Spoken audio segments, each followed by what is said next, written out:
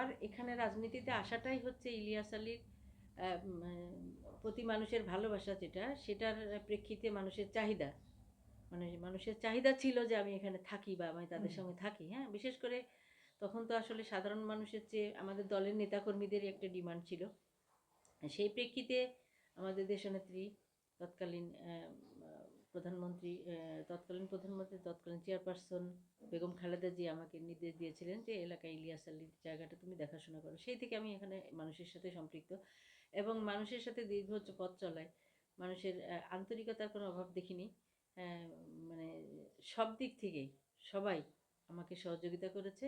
বিশেষ করে আমি দেশের তো করেছে, দেশে যারা রাজনীতি করে, বিশেষ করে তারপরে যারা বিদেশে থেকেছে, যারা বাইরে প্রবাসী যারা, তারা সবসময় মানে ওখানে থেকেও তারা কোনো সমস্যা কোনো কিছু হলে পারে তারা এগিয়ে এসছে এবং সবসময় বিভিন্নভাবে বিভিন্ন ধরনের সহযোগিতা আমাদেরকে করেছে।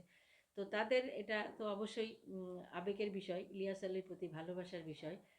তো ভালোবাসার বিষয়টা মানে আমি যেটা মনে করি এটা আমাকে ধরে রাখতে হবে। হ্যাঁ, মানে ভালোবাসাটা তার প্রতি আছে, কিন্তু যেহেতু উনি অনুপস্থিত আর আমি এখানে আছি, এখন আমি সবসময় চাই যে তাদের সেই ভালোবাসাটা যাতে আলীর প্রতি যে ভালোবাসাটা সেটা যাতে তাদের অব্যাহত থাকে এবং আমার কোনো কর্মকাণ্ডে মানে যেন তার সেই ভালোবাসাটা নষ্ট না হয়ে যায়, আমি সবসময় সেটার ব্যাপারে সতর্ক থাকি এবং তাদের চাওয়া পাওয়াটাকে সর্বাধিক গুরুত্ব এবং মূল্যায়ন ইনশাল্লাহ আমি করব।